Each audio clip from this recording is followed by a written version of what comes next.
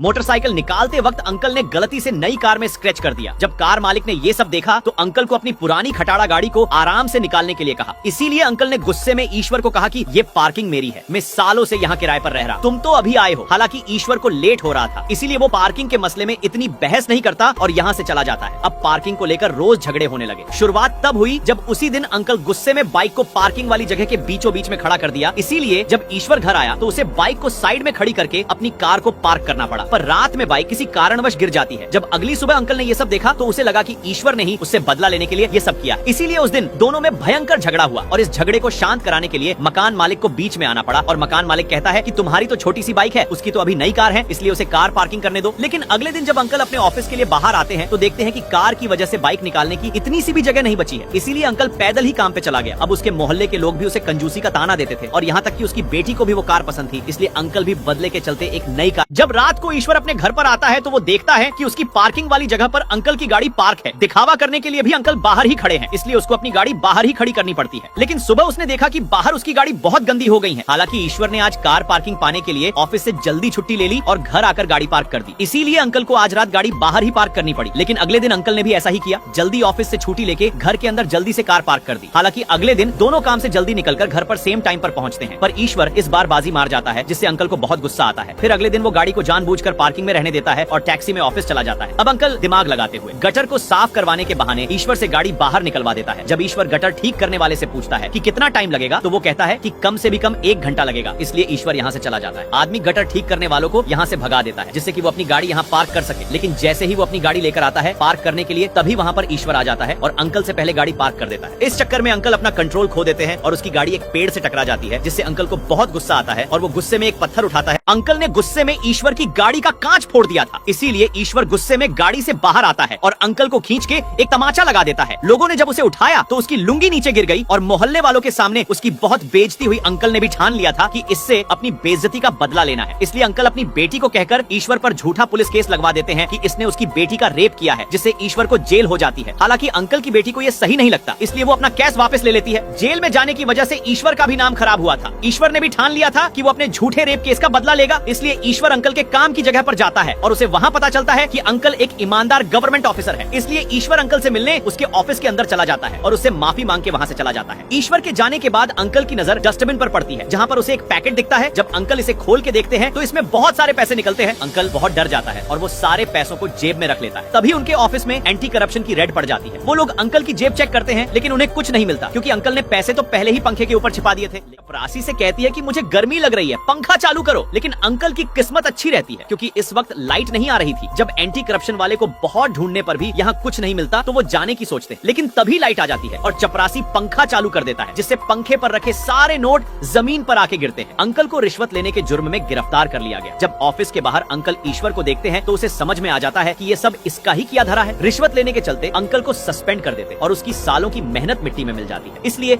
Uncle भी अब ईश्वर से बदला लेना चाहता था और रात को वो ईश्वर की कार के व्हील नट ढीले कर देता है, ताकि ईश्वर जब सुबह ऑफिस जाए तो उसका एक्सीडेंट हो जाए। लेकिन अगली सुबह उसकी बीवी को कार में बैठता देखकर अंकल चौंक जाते, क्योंकि अंकल किसी निर्दोष को नुकसान नहीं पहुंचाना चाहता था। हालांकि इधर ईश्वर और उसकी प्रेग्नेंट वाइफ बड़े मजे से चेकअप के लिए जा रहे थे, लेकिन तभी व्हील से नट निकल जाते हैं और गाड़ी का कंट्रोल बिगड़ जाता है। फिर भी ईश्वर जैसे तैसे गाड़ी को कंट्रोल कर लेता है और गाड़ी का एक्सीडेंट होने से बाल बाल बचा लेता है। सर्विस सेंटर से उसे पता चलता है कि किसी ने जानबूझकर गाड़ी के नट बोल्ट ढीले किए हैं और ईश्वर ये समझ जाता है कि उससे में घर आता है और अंकल की गाड़ी के सारे कांच तोड़ देता है। अब पार्किंग की लड़ाई इस हद तक बढ़ चुकी थी कि परिवार के सदस्य भी परेशान हो गए थे। अंकल ने अपने ईगो सेटिस्फेक्शन के लिए बेटी की शादी के लिए बचाए गए पैसों से कार खरीदी थी और तो और अंकल नौकरी भी गवा चुके थे, ऊपर से बीवी और बेटी भी छोड़कर जा रहे थे। दूसरी तरफ ईश्वर की बीवी भी उसे इस मकान को खाली करके कहीं दूसरे मकान में चलने को कहती है। आखिरकार बीवी की बात मानते हुए ईश्वर यहाँ से जाने का फैसला करता है और जाने से पहले वो अंकल से माफी मांगकर उनसे अलविदा कहना चाहता है, इसलिए वो अंकल के घर पर जाता है। हालांकि अंकल अभी भी गुस्सा है, क्योंकि अंकल उसे अभी भी अपनी बेटी और बीवी के जाने का जिम्मेदार मानता है, इसलिए वो एक बोतल उठाकर ईश्वर के